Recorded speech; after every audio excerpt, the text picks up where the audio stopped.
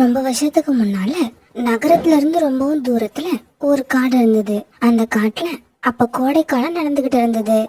அதனால அந்த காட்டுல இருந்த 2 மாமரத்துலயும் மாம்பழங்கள் காய்க்க ஆரம்பிச்சது. இந்த மாமரங்கள்ல ஒண்ணு கொஞ்சம் சின்னதாவும் இன்னொன்னு நல்ல பெரிய மாமரமாவும் இருந்தது. சின்ன மாமரம் ரொம்பவும் இறக்க குணம் உள்ளது. யாரு பசின்னு வந்தாலும் உடனே தான் மரத்துல உள்ள மாம்பழங்களை சாப்பிட அனுமதிக்கும்.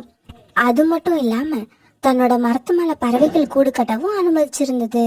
அதனால அந்த மாமரத்து மேல நிறைய பறவைகள் கூடு கட்டி ரொம்பவும் சந்தோஷமா வாழ்ந்து வந்தாங்க. ஆனா பக்கத்துல இருந்த பெரிய மாமரம் ரொம்பவும் கர்வம் பிடிச்ச மாமரம். பக்கத்துல இருந்த சின்ன மரத்தை விட ரொம்ப பெருசா இருக்கிறதாலையும் மாம்பழங்கள் தன்னோட கிளைகள்ல நிறைய காய்க்கிறதாலையும் பெரிய மாமரத்துக்கு தலைகுணம் அதிகமா இருந்தது. அதனால தன்னோட கிளைகள் மேல பறவைகள் வந்து உட்கார்றதும் தன்னோட மாம்பழங்களை அவங்க சாப்பிட்றதும் தன்னோட கிளைகள்ல அவங்க கூடு கட்டி வாடுறதும் அந்த மாமரத்துக்கு பிடிக்காத ஒண்ணு. அந்த காட்டுல இருந்த சின்ன மாமரத்து மேல காலுக்காகத்தோட குடும்பமும் சோனா குருவியோட குடும்பமும் கூடு கட்டி வாழ்ந்து வந்தாங்க. சோனா, நம்ம இந்த காட்டுக்கு வந்த உடனே இந்த மாமரத்து மேல கூடு கட்டினது ரொம்ப நல்ல விஷயம். நம்மளோட வாழ்க்கை சந்தோஷமாகவும் நிம்மதியாகவும் போகுதுன்னா அதுக்கு இந்த மரம் ஒரு முக்கிய காரணம். ஆமா கோரி அக்கா, நீங்க சொல்றது அப்படியே உண்மை. இந்த மரத்துக்கு தான் நம்ம மேல எவ்வளவு அன்பு. இந்த காட்டுக்கு வந்த புதுசுல எங்க கூடு கட்டுறதுன்னு தெரியாம சுத்திக்கிட்டு இருந்த நம்மள இந்த மரம் தான் கூப்பிட்டு தான் மேல கூடு கட்டிக்க சொல்லுச்சு. அந்த நல்ல மனசு வேற யாருக்கும் வராது. அதோ எதிரில இருக்குது பாரு ஒரு மரம், அதுக்கு பேரும் மாமரம் தான். ஆனா அந்த மரத்துக்கு கொஞ்சம் கூட மனசாட்சியே கிடையாது. பறவைகளை கண்டா அந்த மரத்துக்கு எப்படிதான் இருக்குமோ தெரியல. பறவைகளை தான் மேல உட்கார விடுறதும் இல்ல, பழங்களை சாப்பிட கொடுக்கறதும் இல்ல, வீடு கட்டவும் அனுமதிக்கிறது இல்ல. இப்படி வாழறது அந்த மரத்துக்கு என்னதான் சந்தோஷமோ எனக்கு அதுவும் புரியல. கோரி அக்கா, நாம எந்த உயிரா பிறத்தாலும் மற்ற உயிர்களுக்கு உதவி செஞ்சுதான் வாழணும். அதுதான் வாழ்க்கை. இந்த பெரிய மரம் மாதிரி அடுத்தவங்களுக்கு உதவி செய்யாம வாழறதுல எந்தவித அர்த்தமும் இல்ல. இவங்க இப்படி பேசிக்கிட்டு இருக்கும்போது அந்த வழியா பறந்து போன புல்புல் பறவை பெரிய மாமரத்துல உள்ள மாம்பழங்களை பார்த்துட்டு அந்த மரத்து மேல போய் உட்கார்ந்தது. இப்படி உட்கார்ந்த புல்புல் பறவை கொஞ்ச நேரம் கழிச்சு அந்த மரத்துல இருந்த ஒரு மாம்பழத்தை பறிச்சு சாப்பிட்டது. இத பார்த்த அந்த பெரிய மாமரத்துக்கு ரொம்பவும் கோபம் வந்துருச்சு. அவ்வளவுதான், உடனே வேகமா குதிக்க ஆரம்பிச்சது. மரம் இப்படி குதிக்க ஆரம்பிச்சதுக்கு அப்புறம் கொஞ்ச நேரம் தாக்கு பிடிச்சு அது மேலேயே உட்கார்ந்துருந்த புல்புல் பறவை கொஞ்ச நேரத்துக்கு அப்புறம் மரத்து மேல இருந்து கீழே விழுந்துருச்சு. ஐயோ அம்மா, என்னோட இடுப்பு எலும்பே உடைஞ்சிடுச்சு. நான் என்ன பண்ணுவேன்? இந்த மரத்துக்கு என்ன ஆச்சுன்னே தெரியலையே, ஏன் இப்படி குதிக்குது? பிறகு புல்புல் பறவை தட்டு தடுமாறி எழுந்திருச்சு உட்கார்ந்தது. ஏய் மரமே, என்னாச்சு உனக்கு? ஏன் இப்படி குதிச்சு குதிச்சு என்னை கீழே தள்ளி விட்ட? இங்க பாரு பறவையே, நீ வேற காட்டுல உள்ள பறவைன்னு நினைக்கிற. ஏன்னா இந்த காட்டுல உள்ள எல்லா பறவைகளுக்கும் என்ன பத்தி நல்லா தெரியும். அதனால என் மேல வந்து உட்காரவே மாட்டாங்க, என் பழத்தை சாப்பிட முயற்சி பண்ணவும் மாட்டாங்க. மரங்கள் இருக்கிறதே மத்த உயிர்களுக்கு நிழலையும் பசிக்கு சாப்பிட பழங்களையும் கொடுக்கதானே. நீ மட்டும் எப்படி அதுக்கு நேர்மாறா இருக்க? ஆமா, நான் அப்படிதான் இருப்பேன். என்னோட மரத்துக்கு அழகே அதுல பழங்கள் காய்ச்சி தொங்கறது தான். அந்த பழங்களை நீங்க பறிச்சு சாப்பிட்டீங்கன்னா என்னோட அழகு சுத்தமா போயிடும். அதனாலதான் நான் எந்த பறவையையும் என்னோட பழங்களை சாப்பிட அனுமதிக்கிறது இல்ல. இப்ப புரிஞ்சுதா உனக்கு நான் ஏன் என்னோட பழங்களை யாரையும் சாப்பிட அனுமதிக்கிறது இல்லைன்னு? போய் இங்க இருந்து. அந்த பெரிய மாமரம் இப்படி கோபமா சொன்ன உடனே புல்புல் பறவை அங்க இருந்து கிளம்பி போன சமயம் சின்ன மாமரம் புல்புல் பறவை அன்பா தங்கிட்ட கூப்பிடுச்சு. பறவையே, பசியோட எங்கேயும் பறந்து போகாத, என்கிட்ட வா. என் கிளைகள்லயும் பழங்கள் இருக்கு, உன் பசி தீர என் பழங்களை சாப்பிடு. உன்னோட பழங்களை என்ன சாப்பிட அனுமதி கொடுத்ததுக்கு ரொம்பவும் நன்றி. இப்படி சொன்ன புல்புல் பறவை பிறகு சின்ன மாமரத்துல இருந்த மாம்பழங்களை பசி தீர சாப்பிட்டது. மாமரமே, நீ சின்ன மரமா இருந்தாலும் உன்னுடைய மனசு ரொம்ப பெருசு. உன்னோட உதவியால இப்ப என்னோட வயிறும் மனசும் நிறைஞ்சிருக்கு. இப்ப நான் சந்தோஷமா இருக்கேன். இப்படி சொன்ன புல்புல் பறவை பிறகு அங்கிருந்து பறந்து போச்சு. சின்ன மாமரமும் பெரிய மாமரம் நடந்துக்கிற விதம் தப்புன்னு அதுக்கு எவ்வளவு தடவை எடுத்து சொல்லி இருக்கு.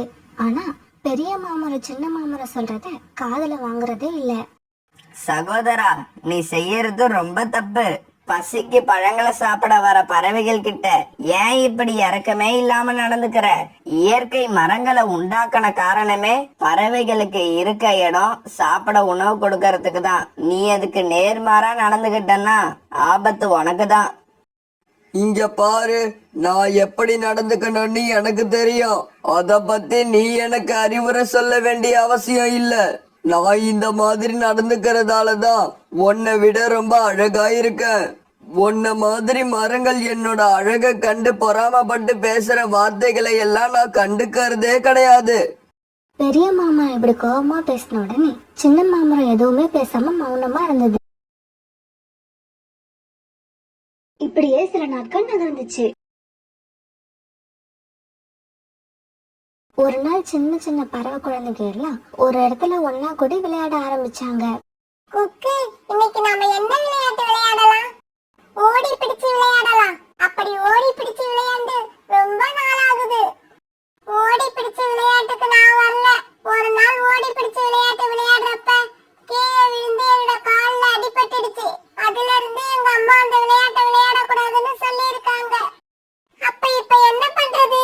சரி, அப்படின்னா ஹைட் அண்ட் சீக் விளையாடலாம். ஓகேப்பா, இதுக்கு நான் ஒத்துக்கிறேன். ஹைட் அண்ட் சீக் விளையாட நானும் வரேன். பிறகு பறவை குழந்தைகள் எல்லாரும் ஹைட் அண்ட் சீக் விளையாட ஆரம்பிச்சாங்க.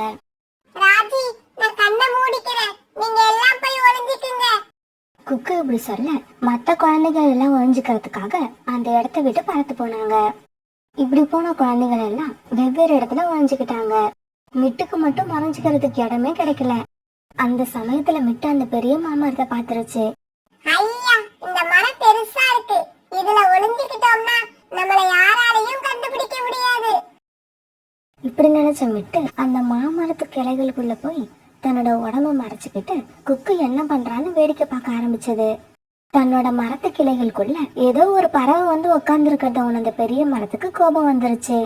இந்த சின்ன பறவைக்கு எவ்வளவு துணிச்சல்! பெரிய பறவைகளே என்னோட கிளைகள்ல வந்து உட்கார பயப்படும் போது இந்த சின்ன பறவை எப்படி என்னோட கிளைகள்ல தைரியமா வந்து உட்கார்ந்தது? இப்படி சொன்ன அந்த பெரிய மாமரம் கோபத்துல இப்ப வேகமா குதிக்க ஆரம்பிச்சது. அந்த மாமரம் இப்படி வேகமா குதிக்குன்னு கொஞ்சம் கூட எதிர்பார்க்காத மிட்டு மரத்துல இருந்து கீழே விழுந்துருச்சு. இப்படி கீழே விழுந்த மிட்டுவோட கால்கள்ல அடிபட்டு ரத்தம் வந்துருச்சு. அந்த வலியை தாங்க முடியாத மிட்டு வேகமா அழ ஆரம்பிச்சது. அம்மா, அம்மா, கால் வலிக்குது. யாராவது வாங்க. எனக்கு கால் ரொம்ப வலிக்குது. என்னோட கால்ல இருந்து ரத்தம் வருது. மிட்டுவோட இந்த சத்தத்தை கேட்ட எல்லா சின்ன குழந்தைங்களும் அந்த இடத்துக்கு வந்துட்டாங்க. மிட்டு, உனக்கு என்னாச்சு? உன்னோட ரெக்கையில எப்படி அடிபட்டது? இங்க பாருங்க குழந்தைகளே, எதுக்காகவும் யாரும் என் பக்கத்துல வரக்கூடாது. வந்தா உங்க எல்லாருக்கும் இந்த நிலைமை தான் ஏற்படும். மிட்டு, இரு, நான் போய் உங்க அம்மாவை கூப்பிட்டுட்டு வரேன். இல்ல குக்கு, எங்க அம்மா பக்கத்து காடு வரைக்கும் போயிருக்காங்க. இன்னைக்கு சாயங்காலம் தான் வருவாங்க. அதுக்குள்ள இந்த விஷயத்தை கேள்விப்பட்ட சோனா குருவி அந்த இடத்துக்கு வந்துருச்சு. கருவம் பிடிச்ச மரமே, வர வர உன்னோட தலகணம் ரொம்ப அதிகமாயிடுச்சு. இந்த சின்ன குழந்தைங்க கிட்ட இவ்வளவு கொடூரமா நடந்துக்க உனக்கு எப்படி மனசு வந்தது? இங்க பாரு குருவியே, நான் அப்படிதான் நடந்துப்பேன். எல்லா குழந்தைகளுக்கும் சொல்லி வை, என் பக்கத்துல யாரும் வரக்கூடாதுன்னு. யாராலையும் எந்த பறவையாலையும் என்னோட அழகு கெட்டு போக நான் அனுமதிக்க மாட்டேன். மனசாட்சியே இல்லாத மாமரமே, உன்னோட தலகணமும் கர்வமும் இன்னைக்கு இல்லாட்டியும் என்னைக்காவது ஒரு நாள் உன்னையே அழிக்க போது பார். அப்ப நீ எப்படிதான் கத்தனாலும் கதறினாலும் யாரும் உன்னோட உதவிக்கு வர மாட்டாங்க. இப்படி அந்த பெரிய மாமரத்தை பார்த்து கோபமா சொன்ன சோனா குருவி பிறகு அடிப்பட்ட மிட்டுவை தூக்கிட்டு பறந்து டாக்டர் கிட்ட பறந்து போச்சு. இந்த விஷயத்த கேள்விப்பட்டதுல இருந்து எந்த பறவையும் அந்த பெரிய மரத்து பக்கம் போறதே இல்லை. எல்லா பறவைகளும் நிழலுக்காகவும் தங்களுடைய பசியை தீக்கிறதுக்காகவும் சின்ன மாமரத்து பக்கமே வந்தாங்க. பறவைகளே, இனிமே யாரும் எதுக்காகவும் அந்த பெரிய மரத்து பக்கம் போகாதீங்க. உங்களுக்கு நிழல் வேணும்னா என்னோட மரத்துக்கடியில வந்து உட்காருங்க. பசிச்சா என்னோட பழங்களை சாப்பிடுங்க. இப்படியே சில நாட்கள் நகர்ந்துச்சு. ஒரு நாள் மரம் வெட்டுற தொழிலாளர்கள் 3 பேர் அந்த காட்டுக்குள்ள நல்ல மரத்தை தேடி வந்துகிட்டு இருந்தாங்க. இப்படி வந்த அந்த 3 பேரும் சின்ன மாமரத்தை பார்த்துட்டாங்க. நண்பர்களா, இந்த மாமரம் சின்னதா இருந்தாலும் நல்ல மரமா இருக்கு. இதோட பலகைகளும் நல்ல ஸ்ட்ராங்கா தான் இருக்கும். அதனால இன்னைக்கு நாம இந்த மரத்தை வெட்டி எடுத்துக்கிட்டு போகலாம். இப்படி பேசிக்கிட்டே இவங்க பிறகு அந்த சின்ன மாமரத்தை வெட்ட ஆரம்பிச்சாங்க. இத பார்த்த அந்த சின்ன மாமரமும் அந்த மரத்து மேல கூடு கட்டி வாழ்ந்த பறவைகளும் என்ன பண்றதுன்னு தெரியாம திகைச்சு போய் நின்னாங்க. அந்த சமயத்துல அந்த தொழிலாளர்கள்ல ஒருத்தர் அந்த மரத்தை அண்ணாந்து பார்த்தாரு. நண்பர்களே, இந்த மரத்தை வெட்டுறதை நிறுத்துங்க. இந்த மரத்தை நாம வெட்டக்கூடாது. ஏன் அப்படி சொல்ற? இந்த மரம் நல்லாதானே இருக்கு. நல்லாதான் இருக்கு. இருந்தாலும் இந்த மரத்து மேல நிறைய பறவைகள் கூடி கட்டி வாழ்றாங்க. நாம இப்ப இந்த மரத்தை வெட்டுனா அவங்களோட குடும்பங்களை அழிச்ச பாவம் நம்மள வந்து சேரும். அதனால இந்த மரத்தை வெட்டாம விட்டுட்டு வாங்க. நாம வேற மரத்தை தேடி வெட்டி எடுத்துக்கிட்டு போவோம். பிறகு அந்த 3 தொழிலாளர்களும் வேற மரத்தை தேடி கொஞ்ச தூரம் தான் நடந்து போனாங்க. அதுக்குள்ள அந்த பெரிய மாமரத்தை பார்த்துட்டாங்க. இந்த மரம் நல்ல பெரிய மரமா இருக்கு. இந்த மரத்துல எந்த பறவைகளும் கூடு கட்டவும் இல்ல. அதாவது இந்த மரத்தை நம்பி எந்த பறவைகளும் இல்ல. அதனால நாம இந்த மரத்தையே வெட்டி எடுத்துக்கிட்டு போகலாம். மரம் வெட்டுற தொழிலாளர்கள் இப்படி பேசினதை கேட்ட அந்த பெரிய மரத்துக்கு இப்ப பயம் வந்துருச்சு. உடனே வேகமா இப்படி கத்த ஆரம்பிச்சது. பறவைகளே, இங்க வாங்க. யாராவது வந்து என் மேல உக்காருங்க. சீக்கிரமா கூடு கட்ட ஆரம்பிங்க. நீங்க அப்படி செய்யலனா இந்த மனிதர்கள் என்ன வெட்டிடுவாங்க போல இருக்கு. அங்க பாருங்க, அந்த கர்வம் பிடிச்ச மரத்துக்கு இப்ப சரியான தண்டனை கிடைக்க போகுது. என்னோட குழந்தைய இறக்கமே இல்லாம மேல இருந்து கீழே தள்ளி விட்ட மரம் தானே அது. அதுக்கு இந்த தண்டனை தேவைதான். பறவைகளே, அப்படி சொல்லாதீங்க. அந்த மரம் தான் செஞ்ச தவற உணர்ந்து இப்ப பயத்துல கத்திக்கிட்டு இருக்கு. வாங்க நம்ம அதுக்கு போய் உதவி செய்வோம். சோனா, நீ சொல்றது ரொம்பவும் தப்பு. அந்த மரம் உண்மையிலேயே மனசு திருந்தல. எங்க இந்த மரம் வெட்டுறவங்க நம்மள வெட்டிடுவாங்களோன்ற பயத்துலதான் இப்படி கத்துது. அதோட சத்தத்தை யாரும் காதுல வாங்காதீங்க. அவங்க வேலைய பாருங்க. பறவைகள் இப்படி பேசிக்கிட்டு இருக்கும் போதே மரம் வெட்டுற தொழிலாளர்கள் அந்த மரத்தை முழுசா வெட்டி பலகைகளா அறுத்து தங்களோட வேலைய முடிச்சிட்டாங்க. தூரமா இருந்த ஒரு காட்டுல ராணா குருவியும் சோனா குருவியும் ஒரு சின்ன வீட்டுல வாழ்ந்து வந்தாங்க. இதுல ராணா குருவி மரம் வெட்டுற வேலைய தொழிலா செஞ்சுக்கிட்டு இருந்தது. ராணா குருவி இப்படி மரத்தை வெட்டி கொண்டு வர மரக்கட்டைகளை வச்சு சோனா குருவி வீடு கட்டுற வேலைய பாத்துக்கிட்டு இருந்தது. இதனால இவங்க 2 பேருக்கும் ஓரளவு வருமானம் வந்துகிட்டு இருந்தது. இவங்க 2 பேரும் பெரிய பணக்காரங்க இல்ல. இருந்தாலும் இருக்கிறத வச்சு சந்தோஷமா வாழ்ந்துகிட்டு வந்தாங்க.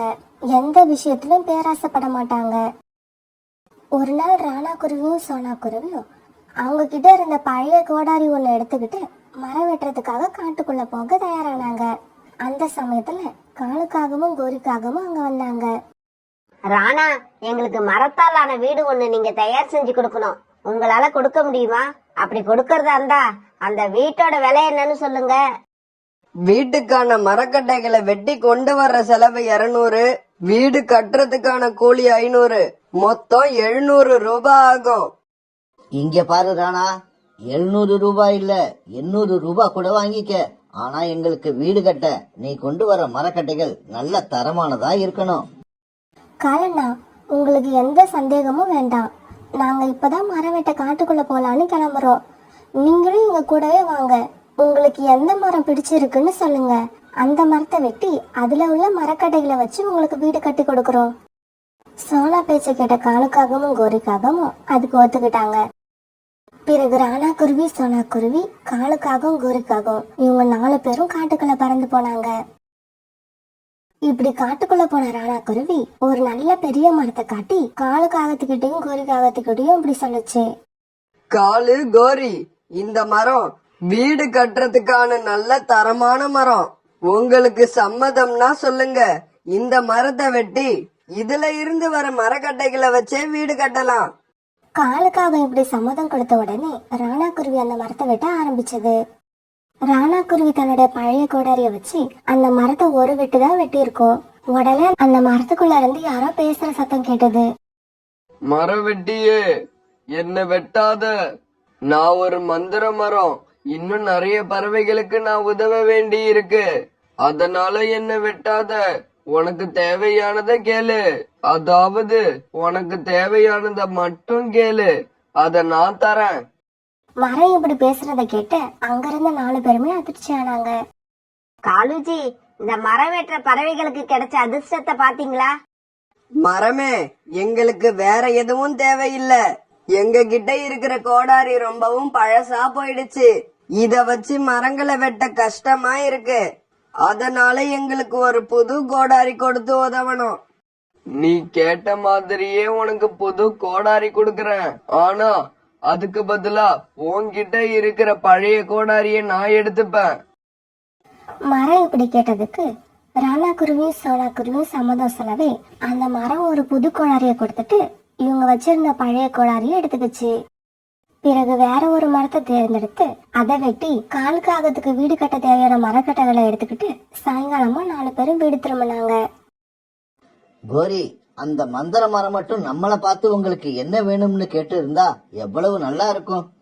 எதை கேட்கறதுன்னே தெரியாத அந்த ராணா குருவியும் சோனா குருவியும் அந்த மந்திர மரத்துக்கிட்ட போயும் ஒரு கோடாரிய கேட்டு வாங்கிக்கிட்டாங்க. காலுஜி, இப்பவும் ஒன்னும் கெட்டு போகல. வாங்க, நாம ஒரு கோடாரி எடுத்துக்கிட்டு அந்த மரத்தை போய் வெட்ட ஆரம்பிப்போம். இப்படி செஞ்சா அந்த மரம் நம்மளையும் பார்த்து என்ன வேணும்னு கண்டிப்பா கேக்கும். இப்படி பேசிக்கிட்ட காலுக்காகவும் கோரிக்காகவும் பிறகு தங்களுடைய கோடாரி எடுத்துக்கிட்டு அந்த மரத்தை நோக்கி பறந்து போனாங்க. இப்படி போன இவங்க அந்த மரத்தை ஒரு கோடாரியை எடுத்து வேக வேகமா வெட்ட ஆரம்பிச்சாங்க. மரவெட்டியே, என்ன வெட்டாதீங்க. நீங்க என்ன வெட்டாம விட்டுட்டீங்கன்னா நீங்க கேக்குறத நான் கொடுப்பேன். மரமே, எனக்கு மிகப்பெரிய பிரம்மாண்டமான எல்லா வசதிகளும் உள்ள ஒரு வீடு வேணும்.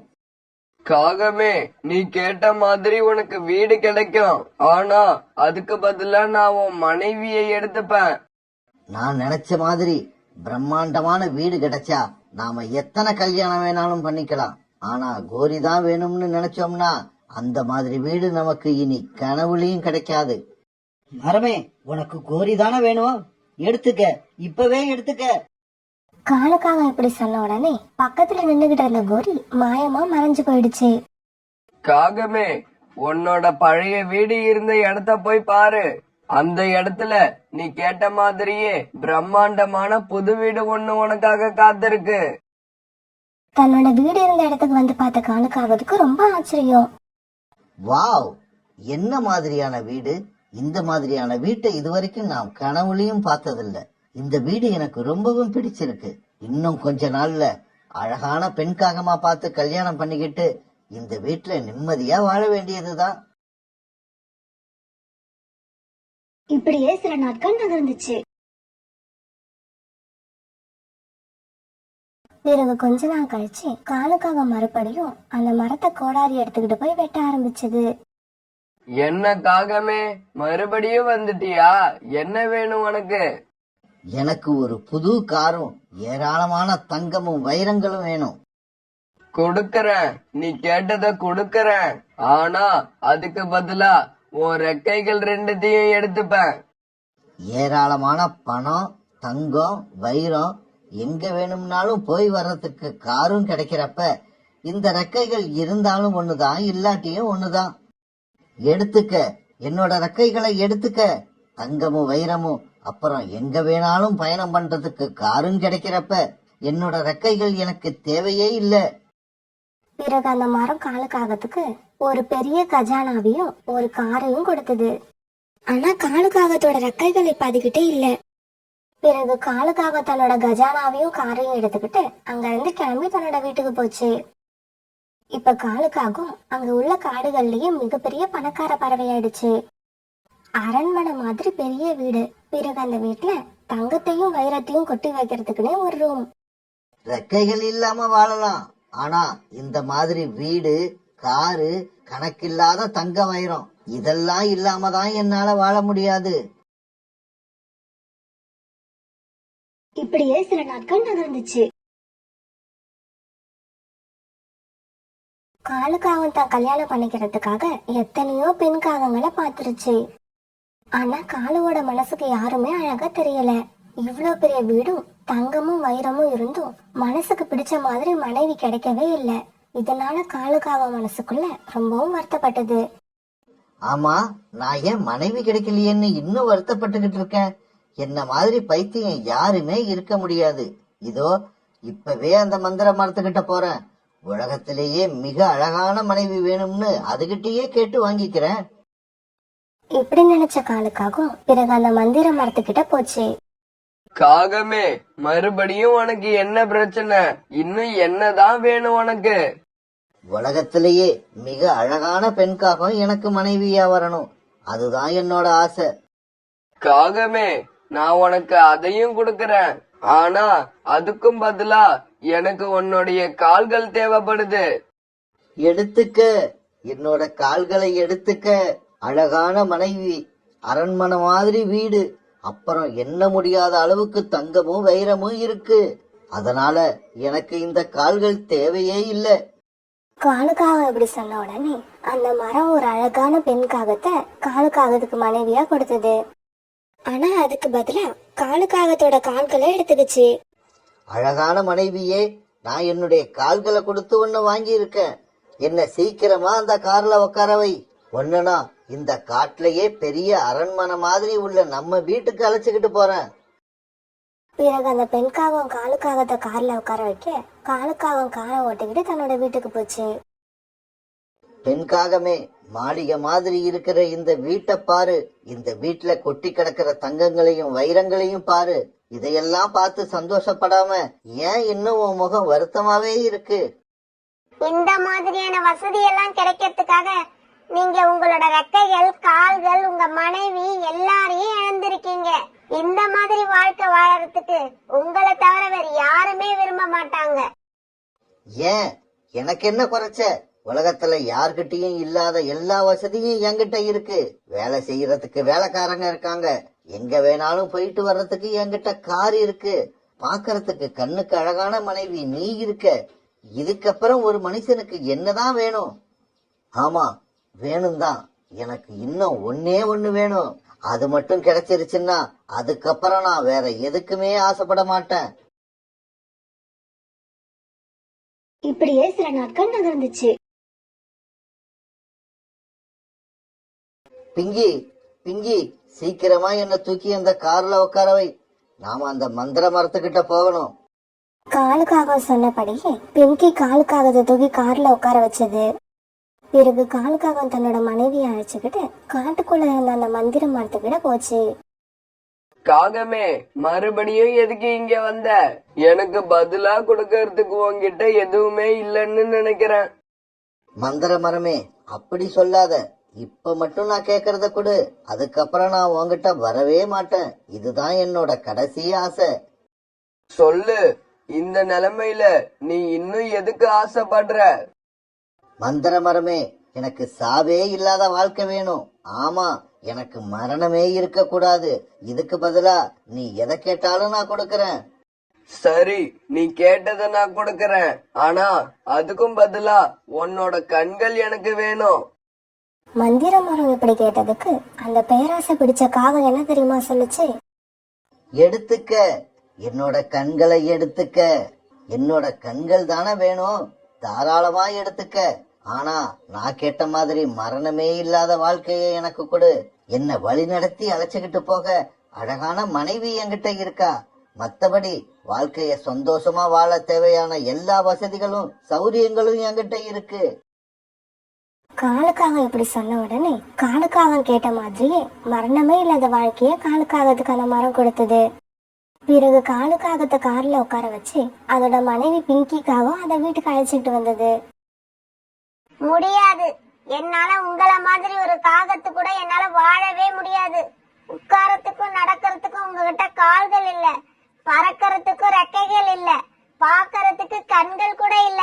உங்களை பார்த்தாலே எனக்கு அருவருப்பா இருக்கு. இந்த நிலைமையில உங்க கூட நான் எப்படி வாழ முடியும்? பிங்கி, நீ எப்படி சொல்லக்கூடாது. நீ இப்படி முடிவு பண்ணுனா இந்த வீடு, போக வர காரு, நினைச்சபடி வாழ வசதியான வாழ்க்கை, இது எல்லாத்தையும் நீ இழக்க வேண்டி வரும். காகமே, நீ இப்படி சொன்ன எதையுமே நான் இழக்க போறது இல்ல. அதுக்கு பதிலா ஒன்னதான் நான் இந்த வீட்டை விட்டு வெளியே அனுப்ப போறேன். அதுக்கப்புறம் என்னோட மனசுக்கு பிடிச்ச காகத்தை கல்யாணம் பண்ணிக்கிட்டு இந்த வீட்டுல நான் சந்தோஷமா வாழ்வேன். இப்படி சொன்ன பிங்கிக்காகவும் பிறகு தன்னுடைய வேலையாட்களை கூப்பிட்டுச்சு.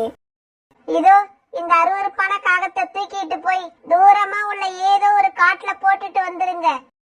பிங்கி காகம் சொன்ன மாதிரியே அவங்க காலுக்காகத்தை தூக்கி கொண்டு போய் தூரமா உள்ள ஒரு காட்டுல போட்டுட்டு வந்துட்டாங்க.